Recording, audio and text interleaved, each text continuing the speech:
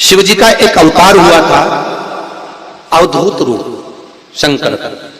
शंकर भगवान के उस क्रोध को, भगवान शिव के उस क्रोध को ब्रह्मा जी ने घोड़े का रूप दे दिया था और घोड़े को समुद्र में डाल दिया था।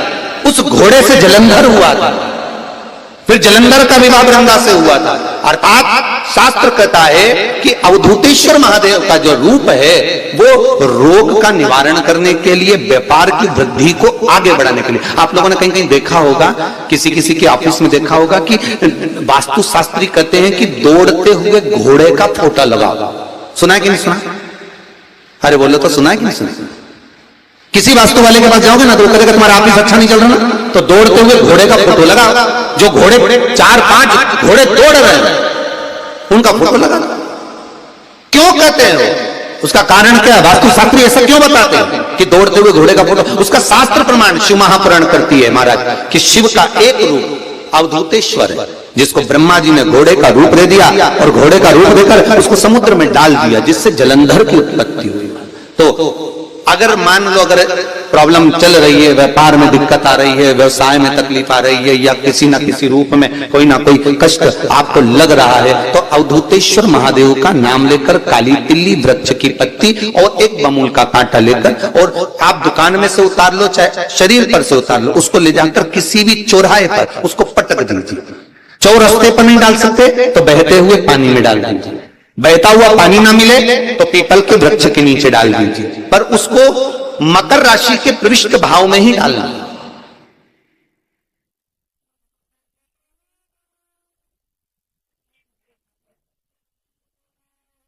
पृष्ठ भाव। किसी व्यक्ति ने मालूम पड़े कोई भूमि पर कब्जा कर लिया और नहीं छोड़ रही, शमी पत्र की 5 पत्तियां। कितनी पत्तियां लेना है? 5। शमी पत्र की 5 पत्ती, बेल पत्र की 11 पत्ती। मकर राशि में प्रवेश करते समय सूर्य का स्मरण करते हुए सूर्य पे से 7 बार घुमाकर भगवान शिव का नाम मंत्र लेते हुए, जो शिव महापुराण का मूल मंत्र है, श्री, बोलिए जम के, श्री शिवाय नमस्तुभ्यम। शिव महापुराण के मूल मंत्र का स्मरण कर कर सूर्य पर से घुमाकर शंकर भगवान के शिवलिंग पर जो समर्पित कर देता है, और चढ़ी हुई एक बेलपत्र शमी पत्र उस स्थान पर डाल देता है जो कब्जा नहीं छोड़ रहा, महाराज 6 महीने के अंदर वो कब्जा छोड़कर भागता नजर आता है। उसको छोड़ना ही पड़ता है। सूर्य का प्रवेश, लोटा पानी, कलश, महाराज उसमें जल भर लीजिए और जल भरकर उसमें 7 दाने चने की दाल के डाल लीजिए। 7 दाने चने की दाल के डालकर उसमें थोड़ा सा कुंकू, रौली थोड़ी सी इसमें डाल लीजिए। 3 शमी पत्र, 1 बेल पत्र उस जल के अंदर डाल लीजिए महाराज, और डालकर सूर्य नारायण भगवान को दर्शन करते समय, जल छोड़ते समय उत्तर की ओर, आपके घर से जब उत्तर का जो भाग हो उस ओर जल का भाग थोड़ा सा छोड़े। आखिरी का बचा हुआ जो जल और बेलपत्र और शमी पत्र है एक साथ जब पूणे, तो जितना अपने मन में भाव हो कि हमारा इतना कर्जा है बाबा, वो चूक जाए, या कोई पैसे नहीं दे रहा है उसका भी स्मरण कर सकते हैं कि हमारा इतना रुपया लेना है, और वो जल शमी पत्र बेलपत्र उसी समय पर नीचे डाल देना, उसका छींटा थोड़ा सा अपने ऊपर लेकर प्रवेश कर दे महाराज। ज्यादा से ज्यादा 5 महीने 6 महीने कहीं ना कहीं बाबा इससे कृपा कर देता है, कोई सहयोग, कोई धन, कोई संपदा, कोई व्यापार ऐसा बना देता है कि पैसा हाथ में आता है और कर्जा चूक जाता है। ये बाबा ही। और एक बात का याद रखना, हमें किसी से लेकर नहीं देना कर्जा, भगवान से ये निवेदन करना है हमको कि बाबा हमको ऐसा व्यापार दे, ऐसा धन हमारा खुद का दे, जिससे हम अपने पैसे से कर्जा चुका। मालूम पड़े इधर से लिया इधर दे दिया, इधर से लिया इधर दे दिया, राधे हमने इधर से लिया इधर दे दिया, इधर से लिया इधर दे दिया, तो उससे कर्जे का कोई चुकने का क्रम नहीं आता महाराज। उससे और कर्जा होगा पर चुकेगा नहीं।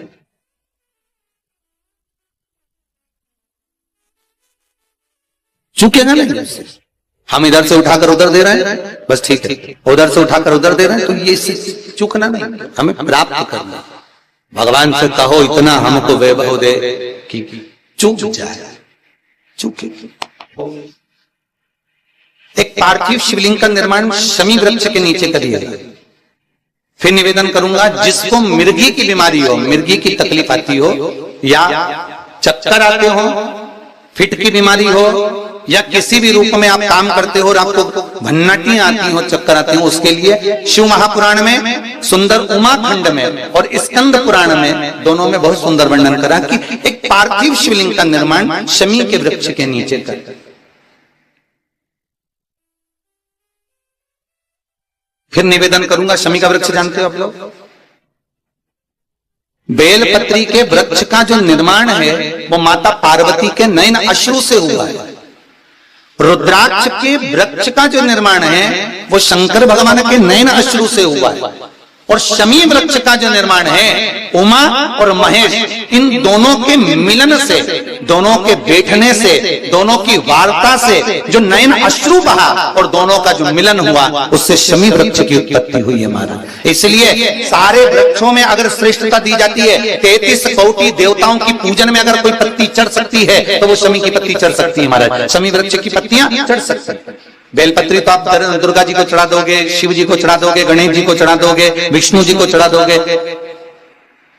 ब्रह्मा को नहीं चढ़ती बेलपत्र। तो बाकी के जैसे दुर्वा का रहता है, दुर्वा किन किन देवताओं को चढ़ती है, तो उसी तरह शमी पत्र की पत्तियां किसी भी देवी देवता को, किसी भी ग्रह देवता को आप समर्पित कर सकते, उसको स्वीकार। पर एक बात याद रखना, जब शमी पत्र की पत्तियां आप समर्पित करें तो शमी पत्र की डाली समर्पित नहीं होना चाहिए। जैसे एक यहां पर रखी होगी, कुछ माताओं ने आज चढ़ाई शमी पत्र का हाथ, ये जो आपने चढ़ाया है ना डाली के समय, ये गलत है। ये हमको रोग की उत्पत्ति करा। क्या उत्पत्ति कराता है? रोग। जैसे अगर डाली के समेत शमी पत्र हम अगर शंकर जी को चढ़ा देते हैं या किसी भी देवता को चढ़ा देते हैं, उससे हमारे कमर में, घुटने में, पीठ में, सिर में दर्द 15 दिन के बाद में चालू होना प्रारंभ हो जाता है। धीरे धीरे धीरे धीरे धीरे धीरे वो दर्द चालू होता है। इसलिए शमी पत्र का एक नियम है कि उसकी पत्ती को तोड़ा जाए, पेड़ से उसकी पत्तियों को तोड़कर फिर भगवान को समर्पित करो। पर डाली समर्पित नहीं हो सकती, डाली का समर्पण नहीं। और कितना सुंदर लिखा है, बेलपत्र की डाली भी है ना, अगर बेलपत्र की मान लो डाली भी चढ़ गई है तो वो स्वीकार होगी, पर शमी पत्र की डाली स्वीकृत नहीं है, उसकी पत्तियां स्वीकृत है महाराज।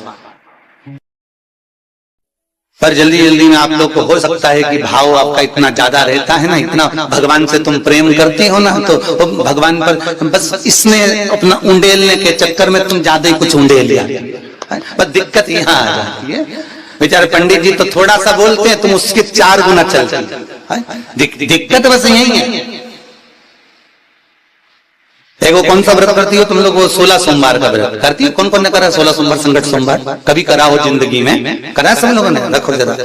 तो एक माता जी करेंगे थे, गुरुजी अब की बार हमारा जो संकट सोमवार का उपास है ना, वो हमारा बेलपत्ती का है। हमने कहा बेलपत्ती का कैसा? हम बेलपत्री खाते और उससे उपास करते। फिर एक बोली कि हम मिश्री से संकट सोमवार करते। पर अगर स्कंद पुराण में देखोगे तो संकट सोमवार का उपास, 16 सोमवार का उपास केवल चूरमे का होता है, अर्थात मोटे मोटे रोट बनते हैं, फिर उसको मलते, उसमें गुड़ मिलाते हैं तल के, केवल चूरमे का। पर अब मन तुम्हारा कि तुम उसको मिश्री का कर रही हो कि बेलपत्री का कर रही हो। किसी ने कह दिया 3 बार संकट सोमवार करना जरूरी होता है, तो 3 बार अलग अलग चीज से करो। ये कौन सा प्रमाण लिखा है? कहां लिखा कि 3 बार करना है तो अलग अलग चीज से करना पड़ेगा? नहीं। अगर आप रोट का चूरमा बनाकर शंकर भगवान को भोग लगाकर अगर संकट सोमवार कर रही हो तो शिव जी को लगता है कि ये मुझे समर्पित कर पाएगी। अब तुमने बेलपत्री का अगर संकट सोमवार करा तो बेलपत्री शंकर जी को भोग में रखी, बोलो रखी कि नहीं रखी? अरे बोलो तो। भोग में 3 हिस्से तुमने बेलपत्री के करे तो शंकर जी को तुमने बेलपत्री खिलाई, तुमने भी बेलपत्री खाई। मिश्री का करा तो इतनी सी मिश्री तुमने शंकर जी को चढ़ाई। अगर चूरमा का करती तो शंकर जी भी कहते जा तेरी मनोकामना पूर्ण हो जाए। अब कई व्रत करे और बाद में क्या हमारी तो काम नहीं पूरी नहीं हुई, भगवान ने हमारी सुनी नहीं, तो भगवान के काय को सुनो? बेलपत्ती तो खवा काय को सुनो? लिखा था चूरमा, खिला रही बेलपत्र। मिस्री तक भी चल गया कि चलो भैया मिस्री खिलाई।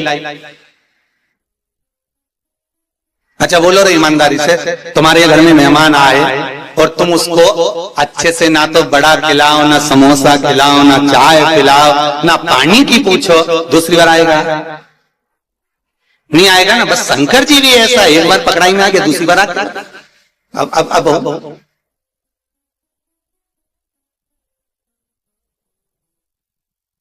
भगवान को कुछ नहीं चाहिए, कुछ भी नहीं चाहिए भगवान को। बस तुम्हारी जो नाटक है ना, भगवान को ये जो छल है, जो दुनिया के लोगों ने आज के समय में भगवान के पूजन को जो प्रपंच बना रखा है, शिव उससे दूर है।